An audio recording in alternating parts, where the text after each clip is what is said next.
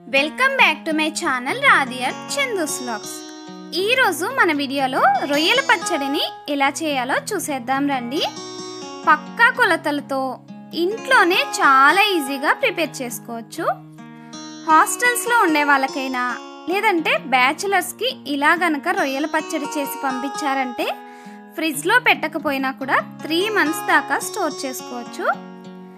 ఈ రొయ్యల పచ్చడిని ప్రిపేర్ చేసుకోవడానికి ఇలా తల తోక పొట్టు మొత్తం తీసేసిన తర్వాత 1 kg వెయిట్ వచ్చాయి.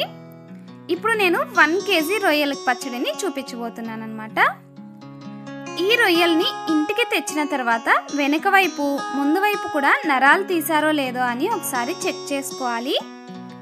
ఇన్ కేస్ వాళ్ళు నరాలు తీయకపోతే మీరు క్లీన్గా నరాలు తీసేసుకోవాలి. తర్వాత ఈ రొయ్యల్లోకి ఉప్పు పసుపు వేసి ఇలా బాగా పెరుగన్నం కలిపినట్లుగా కలిపామంటే రొయ్యల్లో ఉన్న నీచు వాసన అనేది పోతుందన్నమాట. తర్వాత నీళ్లు పోసి 3-4 సార్లు బాగా కడిగి తీసుకోవాలి. ఇలా క్లీన్ చేసుకున్న తర్వాత సాల్ట్ పసుపు వేసి బాగా రొయ్యలకు పట్టించి 15 minutes పక్కన పెట్టేసుకోవాలి.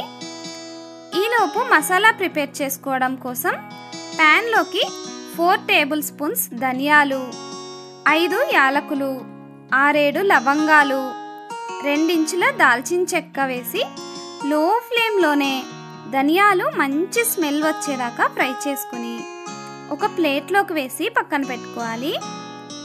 తర్వాత అదే ప్యాన్లోకి 1 tablespoon జీలకర్ర, 1 tablespoon మెంతులు, 2 tablespoons ఆవాలు వేసి ఇలా ఆవాలు చిటపటమనేదాకా ఫ్రై చేసుకుని ప్లేట్లోకి వేసి చల్లారాక మసాలాలన్నింటినీ మిక్సీ జార్లోకి వేసి ఇలా మెత్తగా పొడి చేసుకుని పక్కన పెట్టుకోవాలి.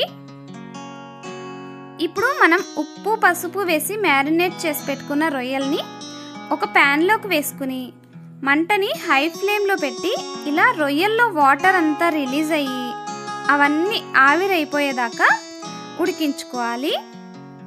తర్వాత ప్యాన్లోకి 400 ml ఆయిల్ని వేసి మనం ఉడికించి పెట్టుకున్న రొయ్యల్ని వేసి 80% రొయ్యలు బాగా ఫ్రై చేసి తీసుకోవాలి.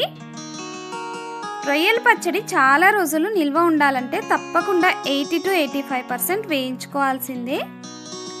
ఇలా రొయ్యలు బాగా ఫ్రై అయ్యాక 5 tablespoons ఫ్రెష్గా రుబ్బిన అల్లం వెల్లుల్లి పేస్ట్ని వేసి ఈ అల్లం వెల్లుల్లి పేస్ట్ మంచి గోల్డెన్ కలర్ వచ్చేదాకా ఫ్రై చేసుకున్న తర్వాత స్టవ్ ఆఫ్ చేసేసి ఆయిల్ వేడిగా ఉన్నప్పుడే 50 grams కారం, 4 tablespoons సాల్ట్, మనం మిక్సీ చేసి పెట్టుకున్న మసాలా పౌడర్ను కూడా వేసి బాగా మిక్స్ చేసుకుని రొయ్యల పచ్చడి కంప్లీట్గా చల్లారిన తర్వాత మాత్రమే 3 పెద్ద సైజు నిమ్మకాయల నుంచి తీసిన రసంని వేసుకోవాలి.